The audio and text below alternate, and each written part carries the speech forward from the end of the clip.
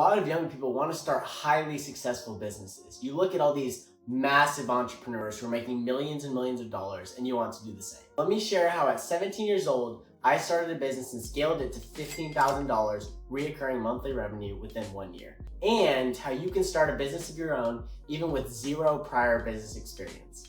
Let's get into it. So we're gonna break down 4 important tips that I wish I would have known when I was starting my business. Number 1, it's the use what you got mentality. So think about all the experiences, the skills, the different people you know, the people in your family that might run different businesses. Think of everything you've gone through. This is gonna set you up for whatever business opportunity you might already be ready to get into.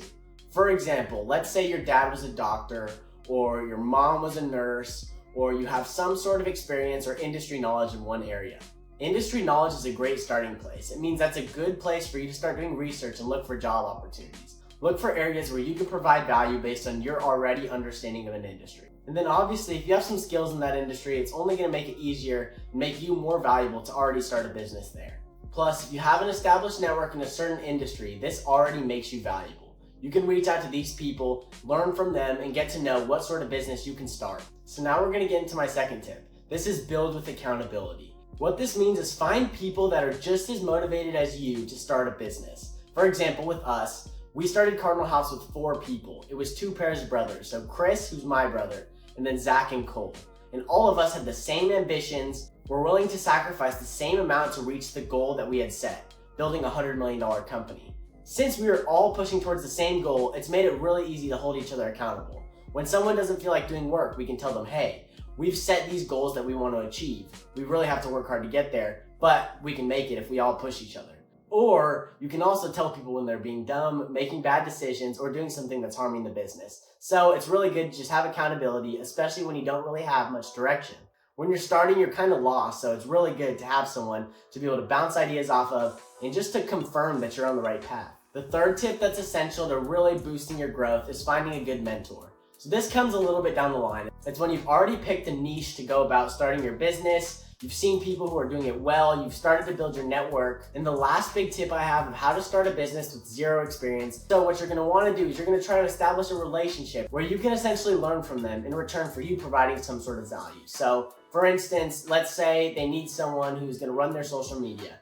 You can run their social media for free with the expectation that they teach you when you're not running the social media. So you're providing them value and you're getting paid with education and with experience that's gonna help you boost your ability to get to the next level even faster. A good mentor is great to share their past experiences and help you through problems that they've already been through. This will save you so much time in the long run, plus it will give you direction on where you can take your business and how to even really get it off the ground.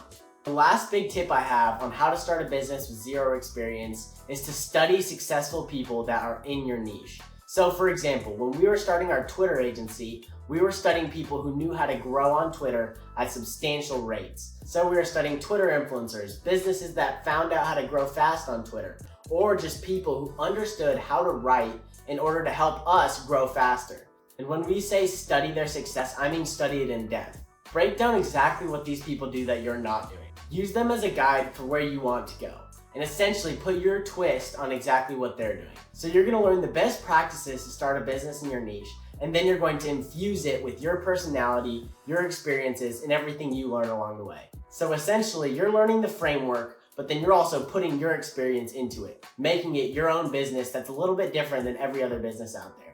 Most businesses don't reinvent the wheel. They actually just follow the guidelines of what other people have done, and then they just do it a little bit better. So don't feel like you have to figure it out all on your own, but actually study exactly what people have done and how they've succeeded, and just do that, but do it a little bit better. And you don't even have to do everything better. You just have to do one thing a little bit better, and that becomes your selling point to get customers that they aren't able to get. So let's get back to the main topic. When you're starting your first business, it's not about starting a $100 million business, but it's about really assembling the foundation to start future successful businesses. It's about learning from proper mentors. It's about figuring out what experiences you have and what skill sets you have.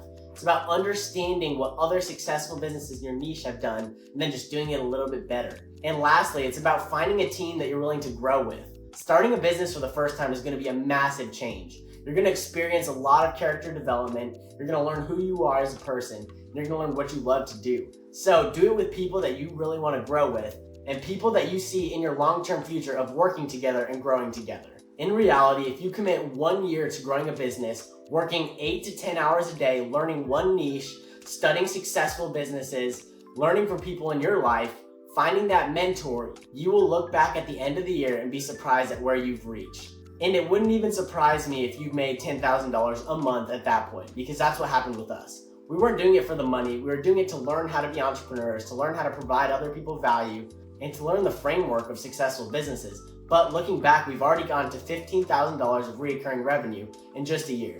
And you could say it was an accident, or you could say it was us putting ourselves in the place to learn and grow, and then success just accidentally finds you. To go out there and become an accidental success by just putting yourself in good positions to learn and grow. Eventually the money will find you, and the money will be a result of the skills and the person you become. You got this.